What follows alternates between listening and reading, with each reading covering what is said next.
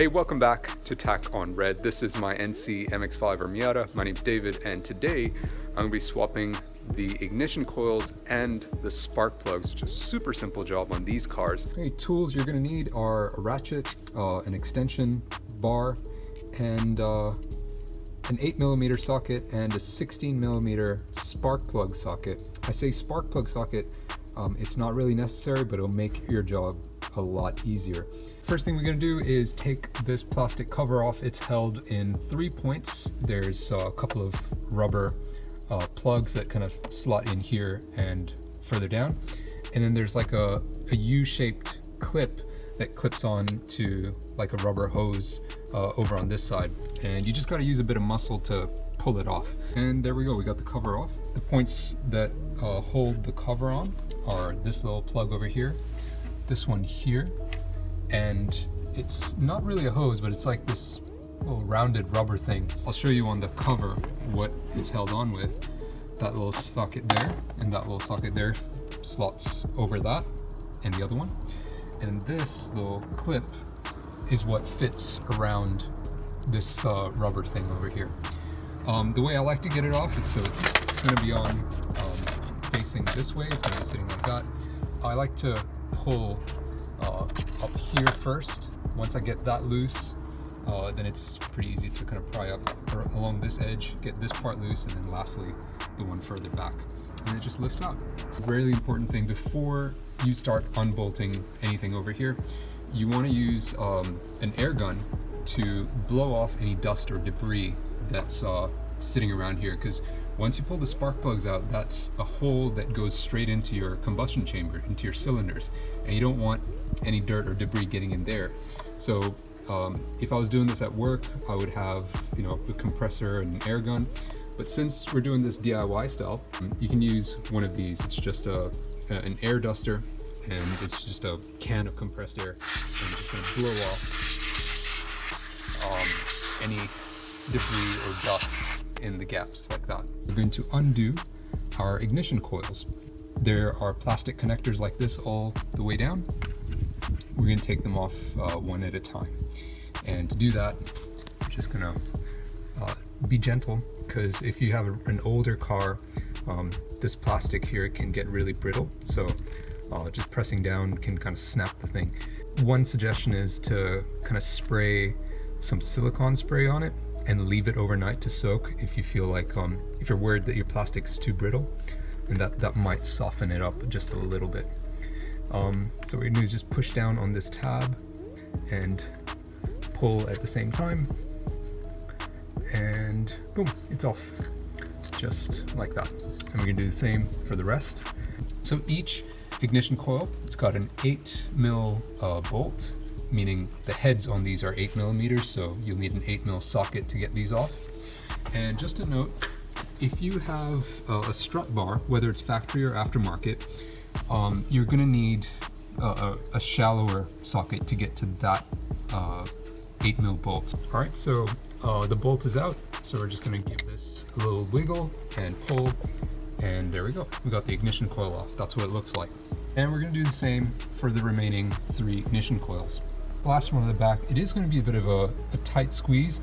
You'll have to kind of finagle it out through that tight space and kind of get it onto an angle and wiggle it out.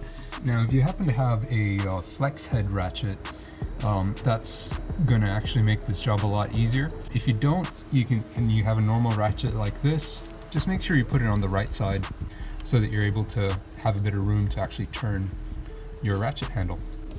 All right, so we got the first spark plug out. So if you're gonna be leaving the car like this with the spark plug out of the cylinders, you wanna use a cloth or an old clean towel or some sort to cover that, just so that nothing falls into it while you're working on something else. All right, so these are my new spark plugs. They're Denso Iridium plugs, ITV20.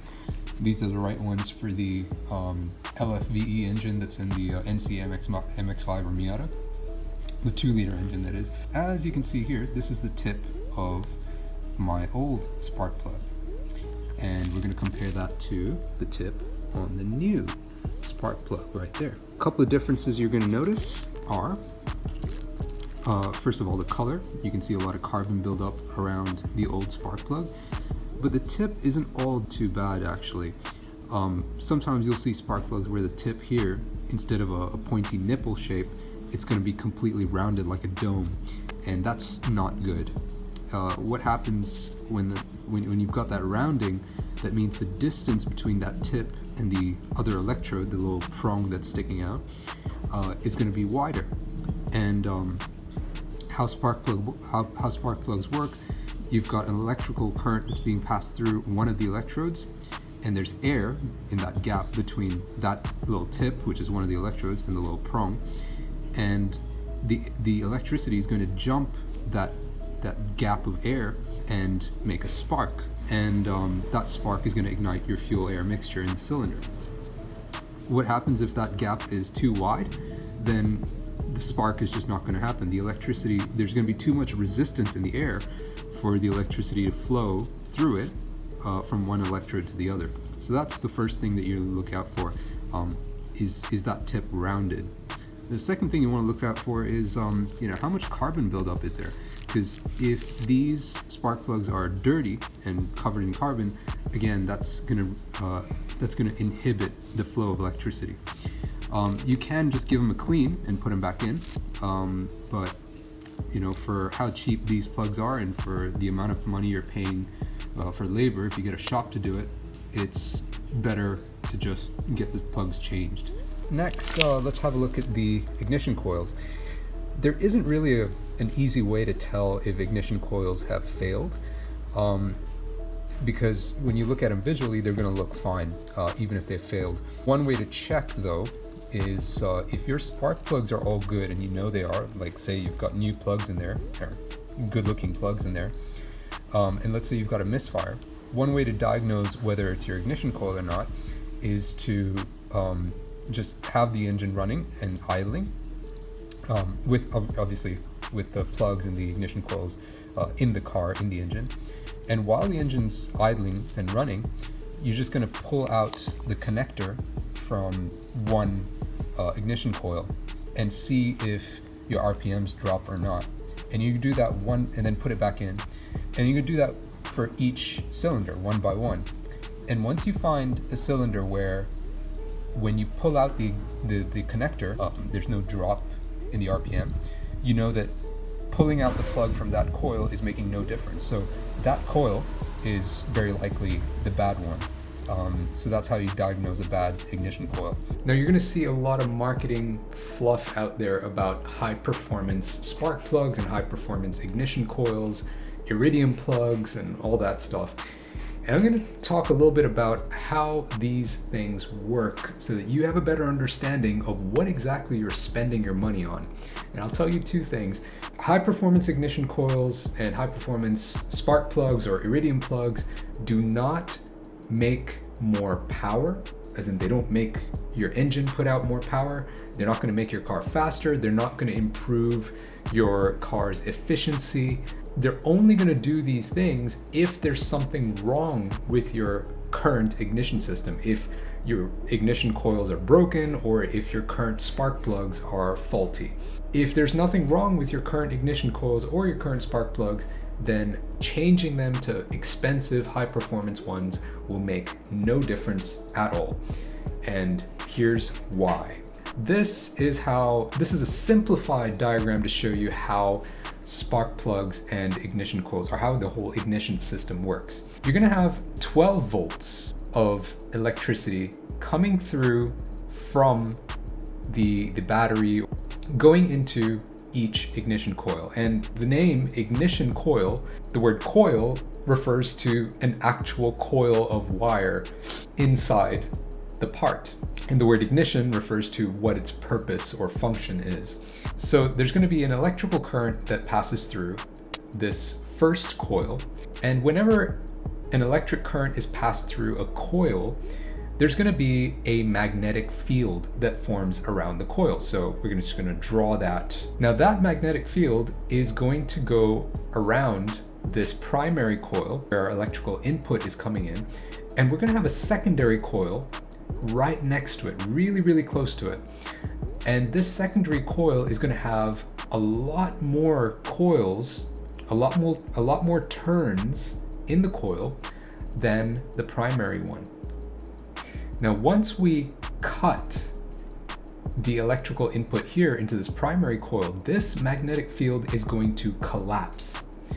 And whenever we have a change in the magnetic field around a coil of wiring, it produces an electrical current. When this magnetic field collapses, there is going to be an electrical current that passes through this circuit on the left, or this coil on the left. And it's not going to be 12 volts, because remember, we've cut off the 12 volt input, but you're going to have somewhere close to like 200 volts.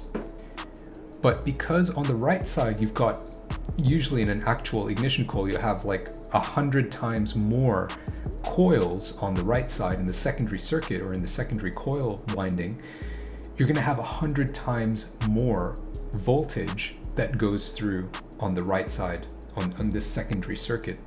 So instead of 200 volts, you're going to have 20,000 volts. Now, 20,000 volts is a lot, and that is going to be enough to cause a spark. Because although normally electricity wouldn't flow through air, because air has got a really high resistance, with 20,000 volts, it's going to be able to get through that resistance if the gap is small enough. And when you get that spark, that's going to ignite your fuel, and we have combustion, and our engine runs. And this, of course, is happening hundreds to thousands of times every second with each combustion stroke in each cylinder. Now, what happens when you get a high performance ignition coil? You're going to have more coils here in the secondary winding. And because you have more coils, you're going to have more voltage. And because you've got a higher voltage flowing through the circuit into your spark plugs, that means that even if at high heat this electrode expands and this gap here widens, you're still going to have enough voltage to still create a spark. And even if your spark plug starts to wear out, or even if you get carbon buildup around it, because of this higher voltage going through, you're still going to have enough to still make a spark. That's the theory, but in practice, when are you actually going to need high performance ignition coils? Number one, you're probably going to need them if you've got a turbocharged engine where you're getting much higher temperatures in the cylinders, where these little electrodes are probably going to expand a little bit more and these gaps are going to be wider, and also where you have a lot more carbon buildup, again, because it's a high performance engine, you're burning more fuel, you've got more hydrocarbons in there to actually build up around the walls of the cylinder and around the tip of your spark plug. What about Iridium spark plugs and high performance spark plugs? What do? Simply put, they last a lot longer than normal spark plugs, so they're going to wear out more slowly. This rounding of the tip is going to take place more slowly, and so the gap between the two electrodes is going to stay at the optimum level for longer before you need to change out the spark plugs. Another application where this could come in useful is on really cold morning starts.